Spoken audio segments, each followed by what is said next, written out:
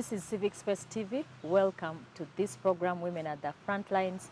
We are delighted that you are here with us on this particular program where we bring to you women who are impacting the world, who are changing society wherever they are, and of course sharing their leadership journey, their journeys of life with us, and picking out a few lessons for us to share in their journeys.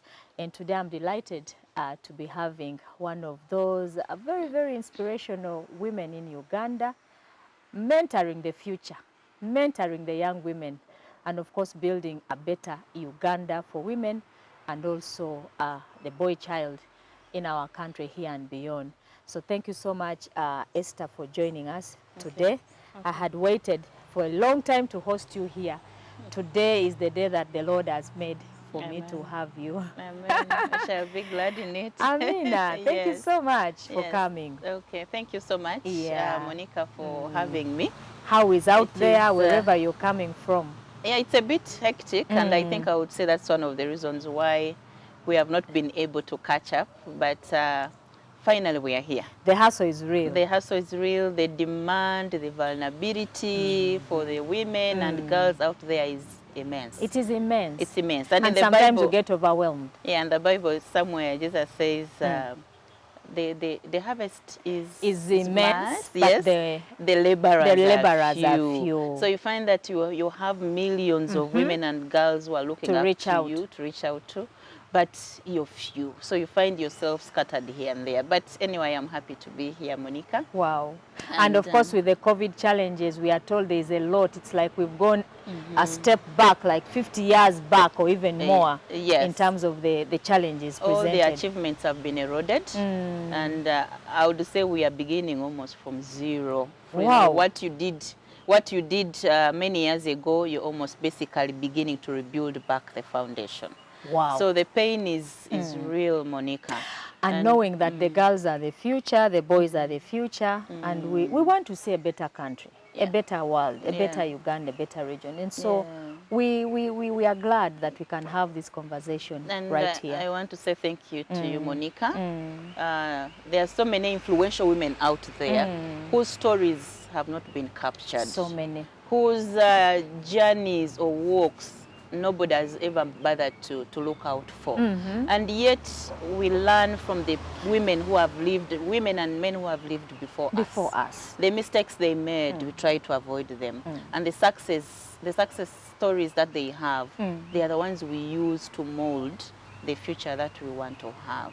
Wow. So I want to say thank you to you, Monica. That's so powerful. I've seen you in Parliament, and I would like to say that you are one of my inspirational women. Really? And it was great to work with you in WOPA. Wow.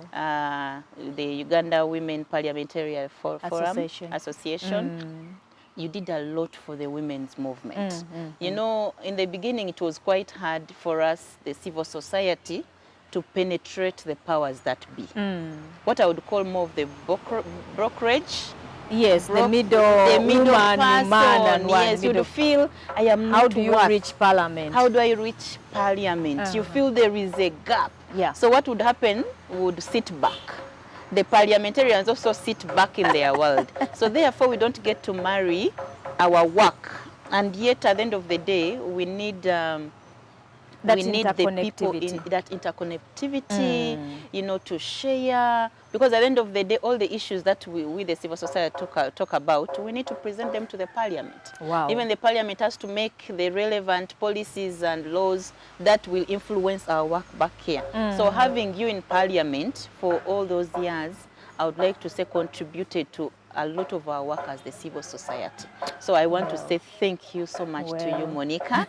And of course, for us, we always say that when you take a step back, you don't fail to come back again. So we are looking forward to having you, Monica. God willing. God willing. Okay. We hope to see you.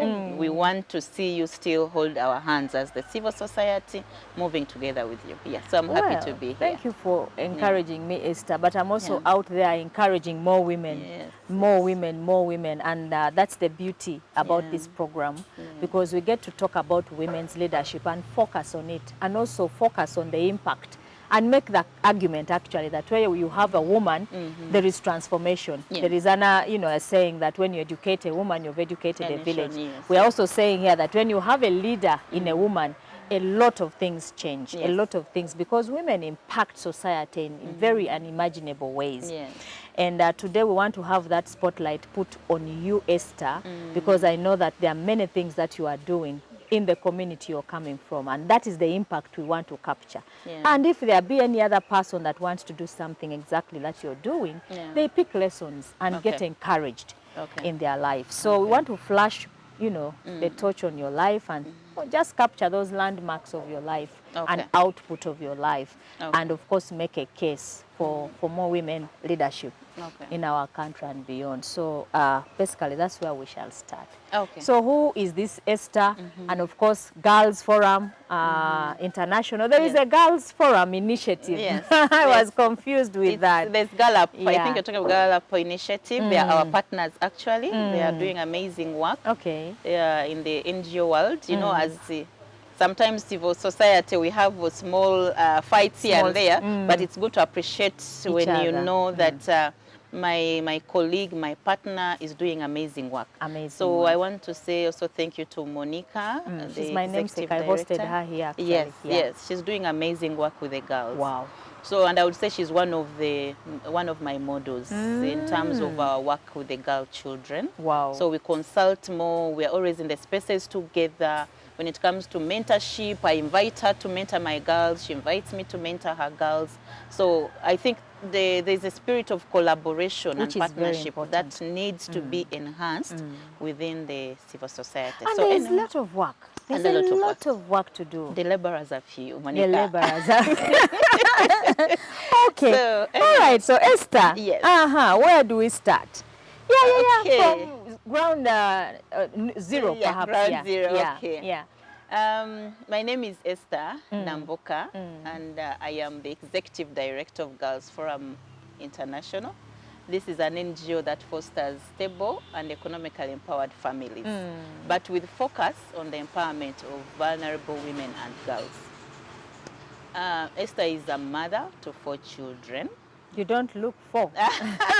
Yes. You still have another 2 there you are keeping. You should bring 4 forward. You see, Monicah, in our work as women, we have this bit of self-care is very important. Very important. Very important. Do a lot of your work, but take a step back to take care of yourself. Drink a lot of water. Go to the spa if you need to. Meet up with friends, To have a good laugh. So when you say that I look a little younger, so I have a tick, I think, somewhere there. Yeah, you've done well, yes, I can say that. Yeah. So Esther is a mother of 4 children, 3 beautiful boys and 1 girl. Wow. But Monicah, I want to say Esther is also an extraordinary mother. Of course. What do I mean here? Of course. I call every mother who takes care of a child with special needs an extraordinary mother. Monicah, if you have normal growing children, the challenges you go through are different from me, who is a mother who is in and out of hospital. Wow. Who spends my day and night awake. Probably. Who has to hustle through balancing work and taking care of home, but most specifically taking care of this child. The children. A mother who bears all the insults from the family, even from the public, because you have a child with special needs, who is not as normal as another child. So when it comes to that bit and still be able to look beautiful and still look thank you, may God give you more grace. Yes. I want to say that we have to create a title to mothers who take care of those children, and for me, I've called them extraordinary mothers. That's right. Where fathers abandon these mothers, but they don't give up. They don't give up. They continue with these mothers, with these children, but in love. In love. They sacrifice. In love. They are there in love. So I want to say I'm one of those, and I'm happy to be one of those mothers. Wow. It has not been easy to raise a 12-year-old with epilepsy. Wow. But it's a story and conversation that I'm happy Very to talk powerful about. story. Very Yes, powerful. yes, And those are the stories yeah. which change lives, because many are people who are out there struggling with similar conditions, relations, and all that, and they don't know where to get help from. And also their mental health is affected. Yeah. So I would love to hear your story. So when it comes to that bit, just allow me add a little conversation around this child of mine. Wow. I would like to say that if I had not stood firm, maybe you wouldn't be hosting me here right now. Because the time I discovered that my son was having this condition, I was totally broken. I looked for a support system. I looked for the sisterhood. I asked God many questions. Why of all the million children, it had to be mine? He chosen mine. And you know, with epilepsy, it is a condition which hurts a child almost every day, especially when they are either new on the drugs or they have not started drugs. So looking at my child get into a seizure, body stiffening, eyes rolling up, I had grown up with this hearing of such children are demonic.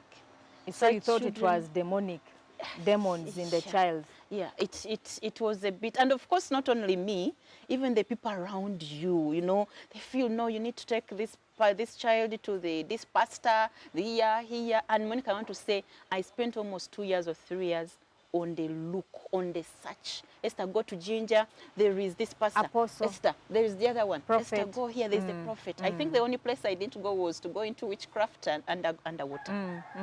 But I stood my ground and I said, okay, I will struggle with this child. Of course, time came where I gave up. Would I give up the search or the hunt?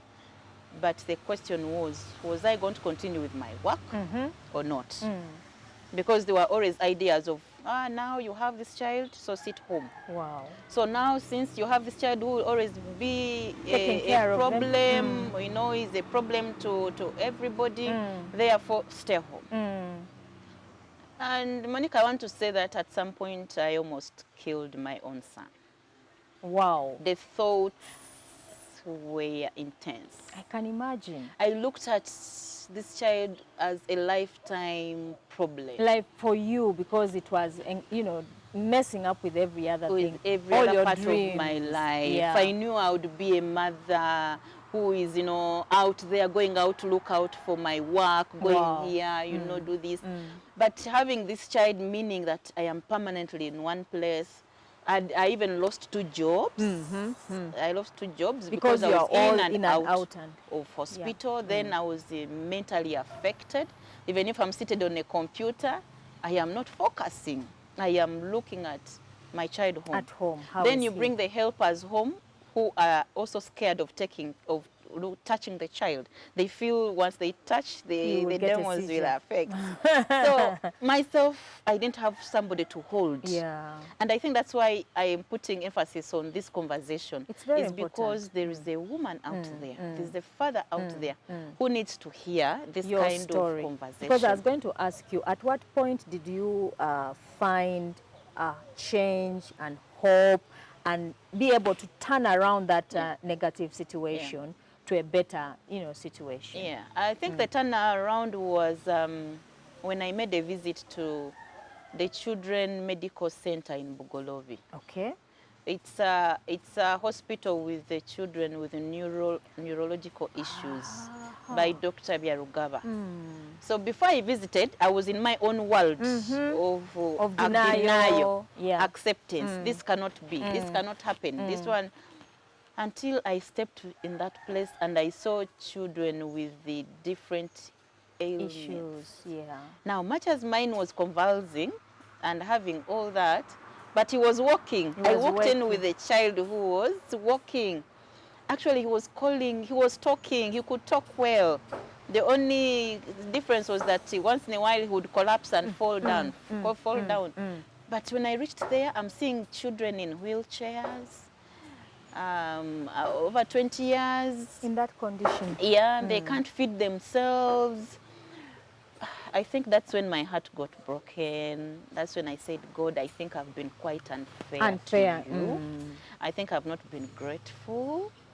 I think that's when I thought deep within that, God, I need to appreciate for this person you've given to me. And I said, I think I will also make it deliberate, that I'll reach out to as many people as possible to talk about the conditions of special needs, especially with the children who have neuro issues. They are a bit scary. Yeah. They are attributed to demonic, you know, thoughts. So, yeah, so the journey has been good. But I want to say one thing, Monica. I think in all this journey, I have one regret. And that regret is never to have recorded my son during the time when he was able to call my name as mommy. As mommy. Because the time this condition came in, he was a normal child, apart from the seizures. He would call, you know, mommy, give me water, mommy food, mommy this. Mommy, but with the time, the speech went on going. Affected. Yeah. Okay. Now, in my mind, I knew, since we have started on anti-epileptic drugs, the condition would improve. Okay. Monica, up to today, my son is not able to say any single word today. Wow. So I think, to me, with everything, that is my greatest regret, that Keith might never ever call you mother again. Call me again. Wow. So, wow. Yeah. It is well. So how are you managing for the benefit of another person? How are you managing now? How is his condition? Yeah. Are there support networks? Where can we, you know, get such assistance if need be? As I said, that such parents need such parents need fellow parents who are undergoing the same journey. Yeah. As I told you, that my greatest breakdown was that I was hidden in the home. I was in a house with nobody to talk to. Even my mother could not help. You know, she has never given birth to a child in such condition. And the relatives around, both sides, they are all, you know, looking at you with this. We are watching to see what happens. So you remain with no answers, nobody to help you. So I think, to me, it is more of finding a support system of a parent who's going through the same story.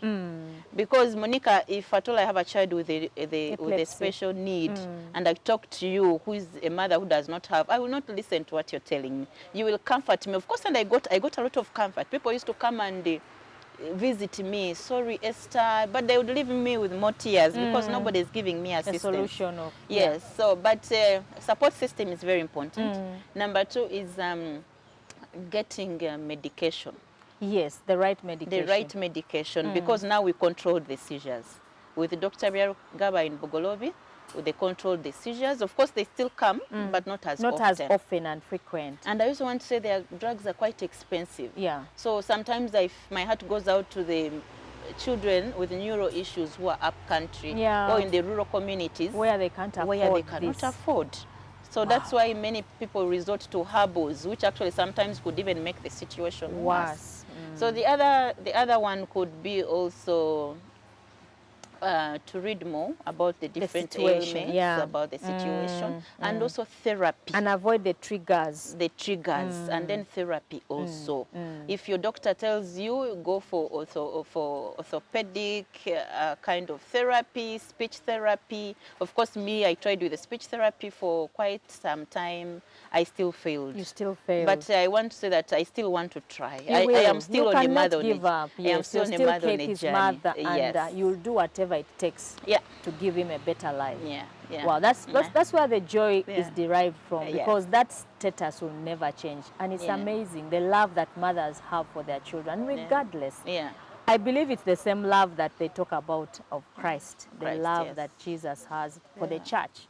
It's beautiful, and it is so transforming. And out of this journey, because of Keith's situation, I made it deliberate to go out and look out for other children Yeah. who could be having that issue. Mm. So at the moment, I work in partnership with the Hydrocephalus and Spina Bifida Foundation in Entebbe, where we take care of about 80 children with the hydrocephalus and spina bifida.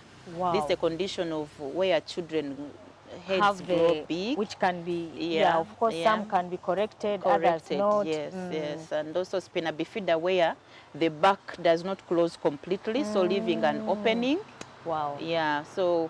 Thank you for being such a mother. So I'm reaching out to 80 of those children with partnership with my partners called Wow. Hydrocephalus. Wow. And it's because of Keith that I wanted to give back to the community. So thank you, Keith, wherever you are, you will watch this video. Your mother loves you and sharing her story with us. Thank you. It's very, very humbling, actually, because we're going to talk about something else, and we've started right from there. I believe that is another task that you're going to engage in the next more years of your life, in terms of helping our communities, people with such, experiences to live a better life.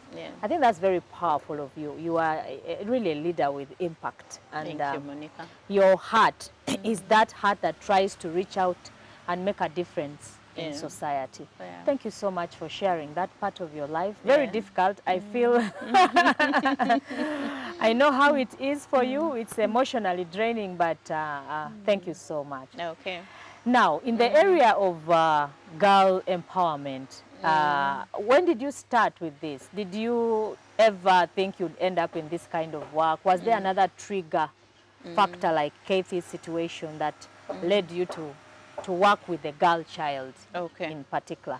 Okay, maybe before to get there, remember I was still in the introduction of being a mother. But I want to go back a little bit of my grooming, because it also tells a lot with the work I'm doing today. The type of work you end up with. Yeah, so I went to a school called St. Christo Primary School. It's in Bugolobi. It's in Bugolobi. Yes, and my secondary, I was in Gayaza, Our Lady of Good Counsel, Gayaza. Then I did my HSC from Maryhill High School in Mbarara. In Mbarara. Then I went to do a degree in information technology at Makerere University. Okay.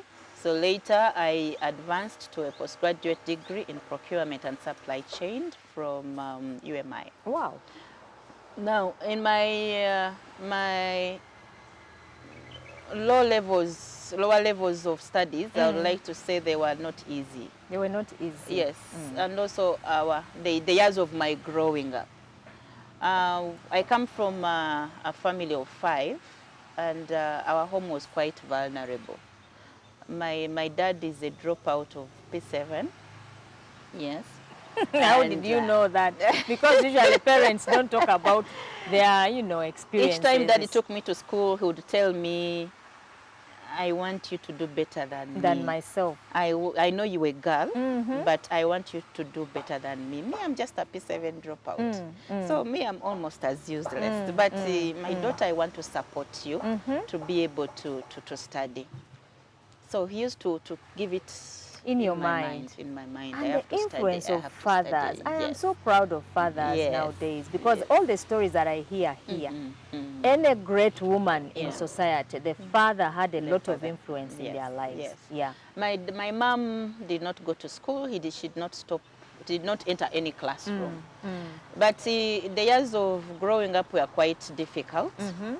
In that even to get a meal a day was quite hard. Not easy. I grew up from a garage, yes, in a place in Kololo, Lower Kololo. After being chased away from another furnished kind of house in Kasamvu, in Namuongo. So because my dad was a catechist with Christ the King, we got a good Samaritan who offered us her garage. Her garage? Yes. She's the hero. Yes. Yes. So I grew up in a garage with almost no meal a day. Wow. But Monica, I knew what I wanted. I saw the suffering we went through. And I told myself, I will not let my children go through what the same thing that I've gone through. Yeah. I will make a difference. So Dad tried to educate me almost the whole of my primary school. But when it reached secondary, it was quite hard. I want to talk about one particular situation where I finished my senior 4 very well, and I was going to Maryhill. Then Daddy tells me, Esther, now you cannot go to school because I am unable. Yeah, but of course even O-level, it was a struggle, relatives, uncle, friends, please bring. Then the church, I think I want to say also thank you to the Archbishop of Kampala, the current one, Reverend Father Semogirede. By that time he was the Reverend Father Semogirede. Oh, in your local church somewhere. Yes, Catholic church. But at the moment he's the Archbishop of Kampala. He did a lot to educate me, a lot to educate me. So whenever Dad would run there, please, my daughter, he would offer me. So one particular time Dad tells me, now Esther, now sit home because I'm unable to take you to school. Okay. I looked at him and said, Daddy, no, you must be joking. Yeah. He said, now Esther, you know, by the time I come to you to tell you this, it means I've tried all other options. I told Daddy, you know, in Gayaza I was the head girl. My academics, I was always number 1 in class. My senior 4 results were very good. Very good. So I knew Maryhill, I had achieved. I had been admitted. Now here I'm having a father who is telling me I can't go to school. With that admission? Monica, with conviction, I told Dad, get for me transport. He told me, now what do you mean I get for you transport? How do you want to go to school? I said, just get me transport. After I think 2 days, he came back. Now, you know, most of these people have borrowed money from them, so almost nobody is able to give me money. So I said, okay, don't worry. I went walking, get myself. Hey! Get baguette. In the neighborhood? In the neighborhood. Wow. Please give me some money, I want to go to school. But because I was a good girl of the area, one, they had some trust. So whoever had, they would give little. They would give what they had. They had trust. Then I was not a bad behaved girl in the community. So that's why it's very important for the young girls. Your character today in your area, in your village, affects a lot on the support you will have either now or even in the future. Later in the future. So I got the money. I took myself on the bus. I went to Maryhill. Just like that. So the askari asks me, who has come with you? Yeah, meanwhile I'm having 3 clothes in the camera, some funny shoes. You have come to school. Yeah, so generally I don't look a student. So he looks at me from head to toe. I said, I want to go to the school administration. That's the spirit of an overcomer. So he says, okay. Okay, you go. So he looks, as I'm going, he still looks at me, either she's coming to ask for a job or something. So reaching the school, the secretary is asking, he said, okay, you've come, bring your bank slip. I said, I made my choice here. Give me bank slip and all. I said, okay. I have no bank slip. I said, but you should have a bank slip before you come here. I have no bank slip. Okay, so we have nothing to do. I said, no. You have a lot to do for me. Said, no, we have nothing to do. You can sit out. Monica, I have a problem with these admin people at this. They are so rude. Systems that don't, are not people, you know. Sometimes they send away a lot of potential. Yeah. I wouldn't be here. If at all I'd listened to that voice of, you be out, stay out. Stay out. Almost, it's like you go. So I have nothing to do for you, go. So I sat out there. Imagine so much power at the gate. Yes. To allow not out the out. Gate. She told me to sit outside the administration offices. So I sat. But when I'm seated there, I was thinking. What to do next? My next move was to go and look for the headmistress. Meanwhile, I'm seeing other girls in uniform. Mama, I am... actually, they're increasing tears in my mind. I'm like, but why? Why me? Look, no, they're so smart. They're talking, I know. And I was saying, I said, no, I'm not leaving. So I was looking, you know, peeping in the offices. Is the head teacher in? Head teacher in that office? Is there? You know, because they were not labeled. So I said, until one time I called a certain student and told her, where is the headmistress's office? She said, it is that one. I said, okay, thank you. So I sat. My issue was to make sure that whoever comes out of that office or I who must enters, talk to. I must. But remember, before you enter, the secretaries, the people around, They are to allow you. they have to give you permission. Yeah. So already they've already told me to go. So I said, okay, so I think my opportunity is to make sure that when they get out, I must talk to them. so I kept seeing people entering and coming out. So I didn't know who it was. So I asked, who is the HM? So somebody told me it is that one. So when I saw her come out, I ran to her. I told her, Ma'am, my name is so and so. On that admission list, I am My number name is 4 there. on admission. Wow. I've come here to study. I have no bank slip, but I'm not going anywhere. At that age. That is, she was That called determination. Madam Bagambachi. Wow. I said, I'm not going anywhere. I said, now we have, how do we now help you? We have nothing to do for you, so you have, I said, no, I'm not going anywhere. So she told me, sit there, wait for me. So she moved around. Finally, she came back. When she came back, she called the deputy. She was called Mrs. Atim. She said, there's this girl who is here. She's admitted. Of course, later, that is the conversation I'm told. I became a discussion. But Atim had already had my name from Our Lady of Good Counsel, Gayaz. Oh, she had been there. No. Oh, she had had my name through the headmistress of the then Gayaza, Mrs. Laboke. Oh. She had had. I just don't know how they are Imagine, intersected. divine connection. Yeah, but the word was, she was the head girl. At that time? Yes. Wow. Esther has left our school, but she was the head girl. So chances are high she could come there. That side. So they had a conversation where, now the day is getting dark. Meanwhile, I've not eaten almost for 2 days as I'm seated there. Oh, yes. So as it comes to dark, I am told, I'm called. Of course, that is after they had listened to my story. They told me, come, we have given you scholarship. Hey? Just like that? Just like that. And all that time, of course, Daddy, there were no phones. Daddy's wondering what's going on, what's going on. Young woman. And in the evening, I had to tell him, Daddy, I got a scholarship. You are such an overcomer in life. And the whole of HSC, Mary Hill educated me. Free of charge. Yes.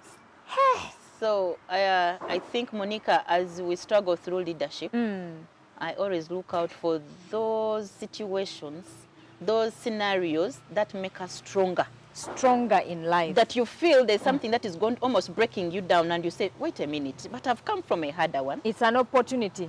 I have to make sure that I go through here. So I went through that kind of life, and when I made it to the university, again I on did government IT. scholarship. No, I didn't make it to government. I did the information technology course was quite on private even then. Yeah, and it was very high. Yeah.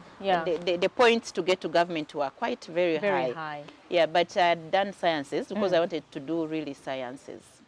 Yeah, so I went there on private. Now ask myself, how did the money how do I go? Yes. Again, I go into the scenarios of walking around looking for a job. But Monicah was looking for a job of being a cleaner, a toilet cleaner, somewhere, a tea girl, somewhere in industry area. Imagine.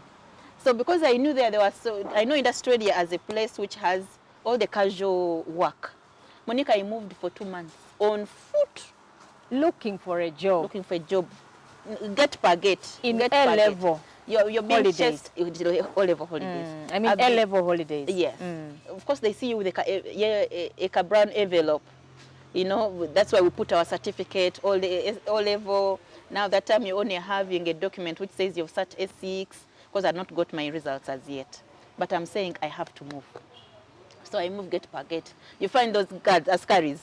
They chase you from a distance. Yeah. No jobs. Because once they just see you with a brown envelope, they know this one's looking for a job. Ma'am, madam, we have no job. Toka, leave, go. Until one time I go to Bata. Now, by the time I go to Bata, I am annoyed. I am telling myself, I have worked for 2 months. Daily. Daily. I must get a On an job. empty stomach. When you get something to eat, you thank God. You Yeah. know your next meal is going to come in 2 days. Yes. So I'm telling myself, for 2 months I've worked with nothing. So by the time I reached Butter Shoe Company in Industrial, it was a factory by then. I am annoyed. And I am ready for anything. Any job.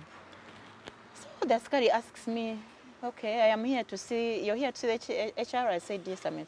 You have an appointment? I say, yes. Of course, I was lying. Yes, I have an appointment. And straight in the eyes, yes, I have an appointment. So, okay, you stay here. I come back. So when the askari is going, he observes his route. And I come very slowly behind him. After him. So when he reaches the office, I see he has entered the HR. It was written HR. So I hear him asking, hey, there's somebody at the gate, there's a girl who's saying you have an appointment. So HR says, no, I have no appointment. Yeah. But the time he's arguing, he's saying no, he's declining, and the guard is standing, I am right behind him. So he's telling me, we go, you have an appointment. We go, you have an appointment. So I say, HR, please listen to me. And at that time, I'm not talking there, I'm talking to you, Monicah. Yeah. That time I am in terrible tears. Tears already. Because I'm seeing the no again. And the no actually is already there. Scares you already. Yes. And I'm saying again. And now tears just roll. And that time I'm calling out, please listen to me, listen to me. Of course, I caused a distraction in the office. Absolutely. The managing director had me.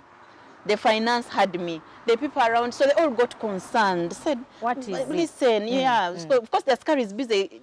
We go. I'm saying, no, please listen, I'm on my knees. Aye. So he tells me, then everybody says, no, leave her. Even the HRs say, come.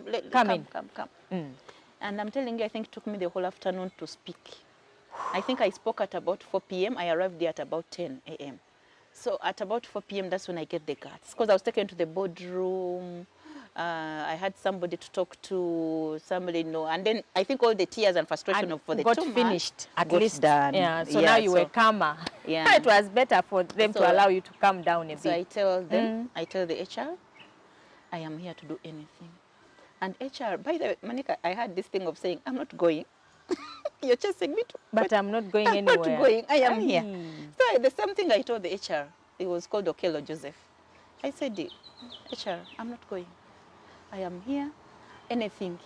I am ready to clean your toilet. I am ready to wash your plates, anything. Anything I will do. By evening, I was told, come tomorrow and work. Just like that? Just like that. And the following day, I reported. Now, I reported thinking, I'm going to clean the toilet. And I was so happy. And I was saying, oh my God. At least I have something to do. At least I have something to do. And I was told to go and be a shop attendant. Wow, that was like a big one. That was shop a big attendant one. out there in the public. Monicah, that was the beginning of my working life. And Butter educated me. Eh? Really? Yes. When I did my sales girl, when you've been tortured enough, what you get, you take it like an egg. Yeah. That's why I feel so sorry sometimes as young women and girls. When you get an opportunity, you take it. You play around with it. You take it for granted. Everything matters. You come in time life. the way that you come anytime you want. Monicah would be there almost 1 hour and a half before even the shop opens. Wow. When it comes to putting the shoe for you, because I was a sales girl, put it well, on my knees, in order for the customer. So favor came to me like that. When I would enter the office, it's looking the shop, for Esther. Where is Esther? Where is Esther? Some would even send their children back to school. So you help them. They just come without their parents. They know by the time they leave, they'll be happy. In 6 months, I was a cashier. Now with the cashier, you are in the second position of the shop. You have a manager, then you're the second in command. In 6 months. In 1 year, I was a branch manager. Already? Yes, in 1 year. Wow. Now, I had no degree. At that time? I had no papers. But you're a branch manager? I was a branch manager. Of course, my colleagues who had degrees and all, of course, got a bit hurt. There was a bit of, why is she? She has just come. She has what? But Monicah, as I said, in the workspace now begins. The issue was, it was favor. It was favor which was brought to me because of my life. I was determined. I was working hard. I was supporting. then mostly the customer care, I was bringing business to the to the institution. Shop. Of course. So it was more of an award. I cannot say that I was just promoted out of the blue. No. My academics, I was always #1 in class. My senior 4 results were very good. Very good. So I knew Mary Hill, I had achieved. I had been admitted. Now here I'm having a father who is telling me I can't go to school. With that admission? Monica, with conviction, I told Daddy, get for me transport. He told me, now what do you mean I get for you transport? How do you want to go to school? I said, just get me transport. After I think 2 days, he came back. Now, you know, most of these people have borrowed money from them, so almost nobody is able to give me money. So I said, okay, don't worry. I went walking, get myself. Hey! Get baguette. In the neighborhood? In the neighborhood. Wow. Please give me some money, I want to go to school. But because I was a good girl of the area, one, they had some trust. So whoever had, they would give little. They would give what they had. They had trust. Then I was not a bad behaved girl in the community. So that's why it's very important for the young girls. Your character today in your area, in your village, affects a lot on the support you will have either now or even in the future. Later in the future. So but there I didn't take so much long time. You had a journey. Yeah, I had a journey and I got out of it. Now, I developed love for the women. With the moment I leave Bata, the micro Uganda. Micro Uganda. How do I develop the love to work with women? That time I was going through not a very happy marriage. Those were some of my early years of marriage. They were quite very, very difficult. Very, very difficult, yeah. And this is where I don't want to miss out this. I want to say that many marriages, I think, break out because of lack of mentorship. You see, we get through, we are prepared for all the academic bits. By the time you reach to your finished, it's the practical work, now you're getting into practical. So real life. Yes, I had those challenges. Then we had also a number of issues around there. And mostly also to do with the work. I felt the person I had would support me more, much more, I think, which did not happen. So what I did was to look out for my fellow young women who were my age mates. And we were talking about issues of marriage. Okay. Okay, so as I'm here crying that, okay, I'm going through this, my husband did not come back last night. Now, the other woman you're sharing with is telling He's you... also going through the same. He's telling you, hey, Esther. Only last night? That is chejo. What is chejo in English? You're being stubborn. You're being petty. You're being... Yeah. Hey, Mia, it is 1 month I've not seen. I've not seen what the are man. You talking about? So as you're there, you're sharing another condition. You're saying, okay, me, I'm having this other challenge. Oh, mine is a drunkard. The other one is telling you, oh, now for you even be happy. You know, mine is like this. So I came to realize that it was not only me you going through marital issues. Yeah, yeah.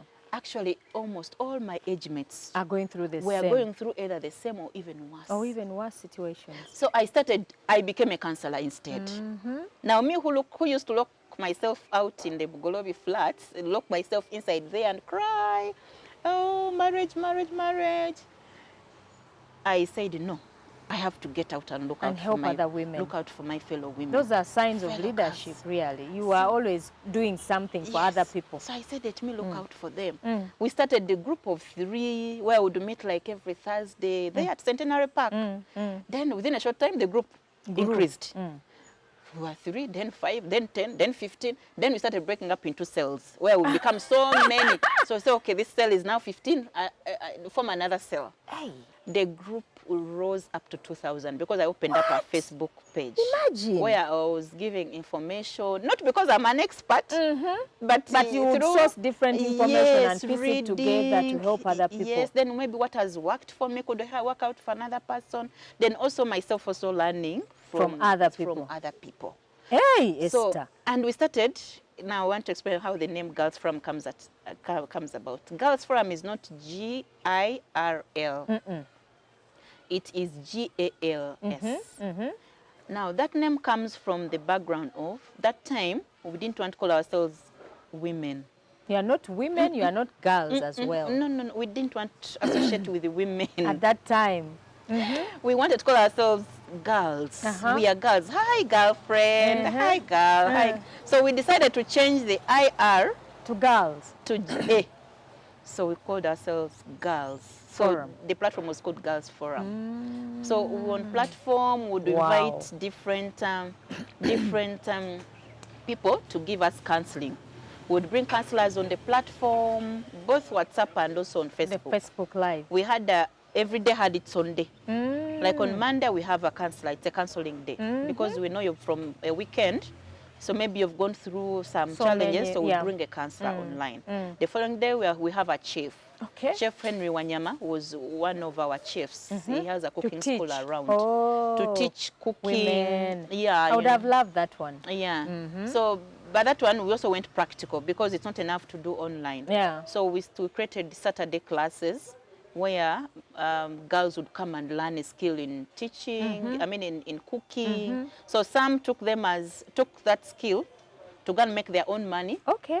But some who improved onto the cooking into their homes, balancing the diets and all that for children. Yeah.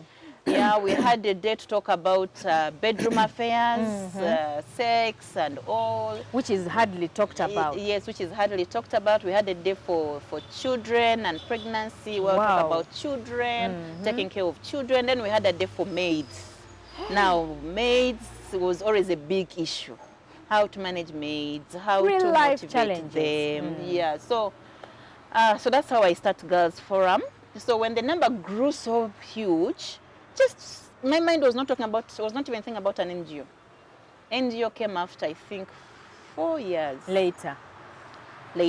Because we would organize almost quarterly events. Imagine. Quarterly events. Now we are meeting, we are going to have a counselor. Now we are meeting, we are going to have a doctor who's a gynecologist to go talk about health issues. We are going to have this one talk about different topics. Even career, career growth, you know, as young women who are looking for what we need to do, how do we perfect our job? So we'd invite human resource experts to talk to us, mentoring. That was a lot. Yeah, so somebody then just came and said, but Esther, you have a very good platform. What if you started an NGO? I said, NGO? Then what do we do with it? What does it? Yes. Even the process of registering, I think I didn't do it. Somebody just helped me do it. Because my work was service in the heart. I wanted to see change. And better people, better lives, I was using my homes. own money, my own funds to run these activities. Programs. Because I had no funding, I had almost nothing. Oh, wow. A few times we do mobilize the women to contribute small amounts of money. So that is how I started Monicah. That's how Girls Forum starts. Very powerful story. Yes. Very, very powerful. Yeah. So that's how Girls Forum starts. And within a short time, we are looked for by some good organizations. Good organizations to partner with. So what are the programs now? What are you still doing? And what is the impact you're very proud of as well? First of all, I want to talk about the Women Vendors Program, Skilling Program. You see how you've looked out for the women leaders. In 2017, I was very intentional on those leaders that we have in the nation that I could hold on to their hands and they transform the people that I was looking at. Now, the skilling program, the women's skilling program, started this way. I was around Mini Price one time, and I was trying to buy bananas. So as I was choosing the bananas, the woman who was giving me had a baby on the back. So as I was choosing my bananas, she was looking down. At that point, she looks up and she runs. Why? So as she's running, I'm wondering what's going on. Then I see two KCCA officials chasing after her. Now she has left me with a basket of bananas. So she's running. So what I decide is to carry let me also carry the basket, and I follow. I follow with the so I run with her with the basket to KCCA. So as she's running, she reaches a point where a KCCA official grabs her, grabs the strap that was holding the baby on the back. Remember, she had a baby on the back tied. That was so insensitive. So he holds the cloth that was wrapping the baby. But the woman does not stop running. The woman continues to run. You know what happens? The strap releases. The next thing is the child comes baby down. Does the mother stop? No. Hey. The mother continues to running for her life. Now, that is where I think all of us stopped. So the KCCA official stopped at the baby. I also stopped. At that point, this baby is picked, of course not in a very nice way, picked from the ground by the KCCA official. But Monicah, I looked at the eye of that baby, looking at the mother running, and I was hit. You were devastated. That is very, very devastating. I couldn't. In my mind, I was thinking, this baby, I think, is in its head, it's saying, why are you leaving me in the hands of the enemy? A stranger. Of course, they got the baby, made the U-turn, got onto their vehicles, and drove away. Left the baby with you? No, the KCCA are the ones who picked the baby. They went back to the baby. Yes, on the truck, on their car, and they drove away. The mother disappeared. Me, I'm having a basket in my hands. So what I did was to go back to the spot she left me. That was at 12. I had an appointment. I said, even if it means me to sleep here, I will sleep. Because I do not know whether this is the only capital this woman could be. Yeah. This woman could be having. I said, I will stay here. I'm not going to entrust this basket to anybody. If I've been lucky that KCCA did not carry it along, maybe I have been entrusted. Imagine such women are the ones pursued by KCCA like that. I would have carried that basket and given it to because there were shops around. Yeah. And left it there and went away. Yeah, they were even saying, you bring and you keep the basket. Give it to her. She will come. Don't worry. She will come. I said, no. At 4 p.m. She comes back. Not her. Her sister. Looking for the basket. People. Yeah, come. And they're saying, we have come for the basket. So the neighbors, the shop attendant said, yes, that is the sister. I gave the basket. But Monicah, I never slept for 1 month. Thinking about such. I slept over that situation. I can't even imagine what happened to the child. And I asked myself, what can I do? I had nothing on me. I have nothing. What can I do? Up to today, Monicah, I don't know what happened to that woman. Or that child. I'm still thinking of the child. But what I'm told is, of course, according to the shop people, they say, usually they prefer to run off so that they are not arrested. And they know that the officials cannot stay with the babies. Definitely. They will bring back the children. So that is the logic. But for that 1 month, I made it deliberate and intentional, Monicah, to know the life of who is a vendor. Oh, what an experience. Monicah, I left my mansion. I would literally spend my nights with these women. In the night? In the night. I chose 3 women to move with. I chose one who was coming from that side of Kasamvu. Another one was that Kasamvu when she was shopping in Nakawa. Then I chose another one who was shopping from Kalere. So that I get to know what exactly life of a vendor, a woman, a female vendor. Monicah would wake up at 3 in the morning. When the world is still asleep. Monicah, when the whole world is still making love or still making turns in the bed. In their sweet beds. Those women are on the streets because they want to go and buy those products. From the source. And at a cheaper price. From the farmers who have traveled in the night, they have brought the food stuff. At 3 o'clock. But at 3 a.m., which security person is on the road to No protect one. them? No one. So we would find notorious gangs on the streets. Notorious gangs in groups. But these women are already known to these gangs. Even I am trained, before I started this research, I was trained that we are going to walk this route, but at this point, you're going to find gangs. This is how you should behave. At this point, you're going to find this other group. This one, they take drugs. This one, actually, these ones are very dangerous. They even kill. Wow. So I moved with them just to know what is their life. Those women, you will find some who will tell you, Esther, we see people making a lot of noise over rape. First, you have been raped over 30 times, 50 times. But you cannot stay at home and say, let us sit at home because I've been... No, you just negotiate. You say today if you have been raped by 5, tomorrow, the following day you negotiate at least 3, at least 2.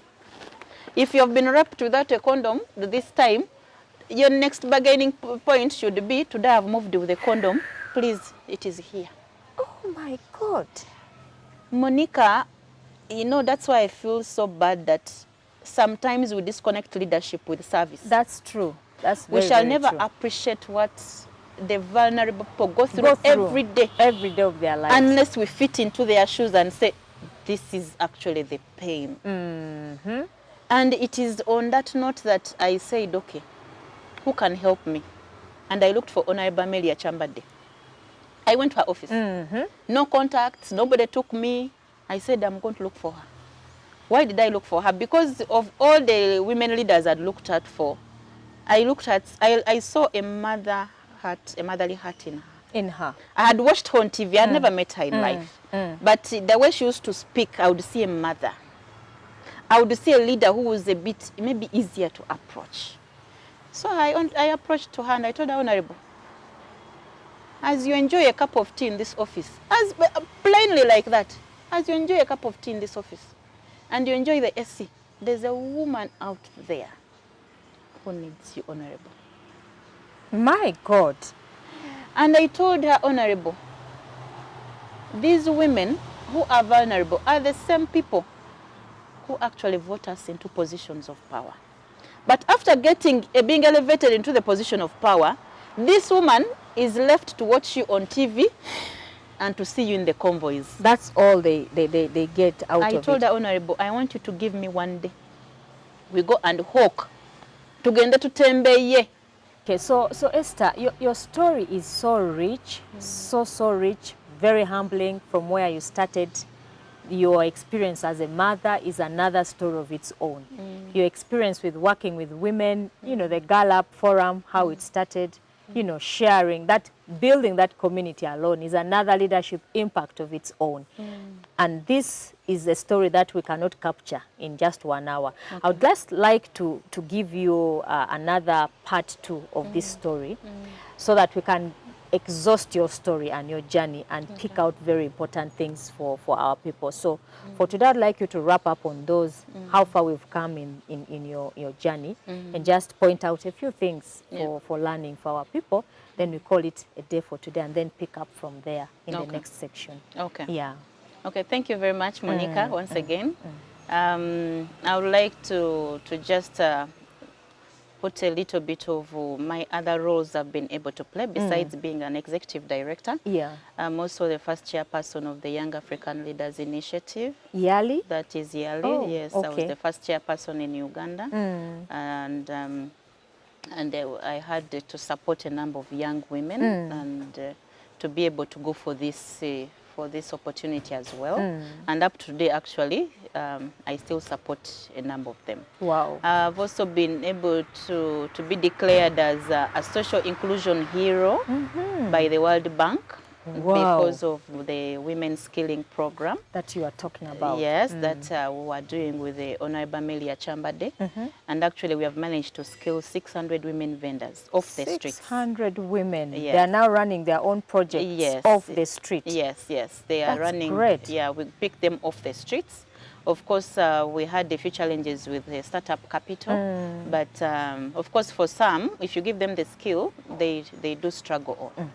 So also the other role that I play is I sit on a number of boards I'm a board member of a number of organizations that I support in their daily work, like the Queen Benacho Foundation. I'm a board member.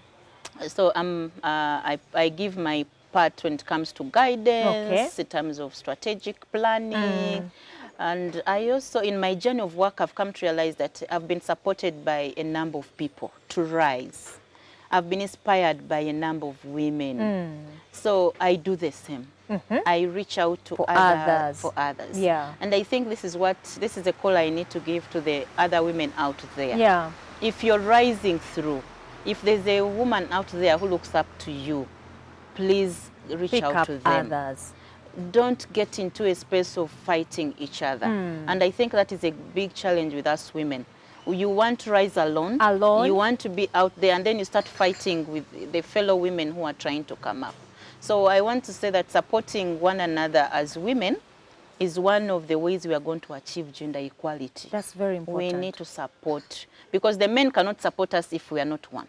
If we cannot have the voices jointly coming out. So when I see the women who have lived before us, like Rita Chiro, she's one of the women who Your are mentors. there. Yeah, one of my mentors. She has been able to hold my hand in different areas, of course, among other women. And it's also important to mention that resilience, not giving up. Not giving up. I've seen that throughout your journey. Yes, not giving up, fighting on. But mostly the confidence you wear as a woman. You know, it is very sad at times I meet women who have come for interviews, even in my organization, but they are talking and they are, you know, scratching, looking down and doing all sorts of things. Sometimes it is in that boldness, whether you're telling the truth or not, the courage that you'll go through. So I would wish that we encourage more women to be confident, build their esteem, but also doing several things that you talk about. Like one of our guests here also talked about the same thing. You know, doing the many things, you build many skills, which you would not have learned from school. And then also, I also love volunteering. For example, I do a lot of volunteering in my church. And in doing that, they are adding value to my work. Wow. The other work that I didn't mention because of time was also I've been able to reach out to 2,000 slum girls in Makindye.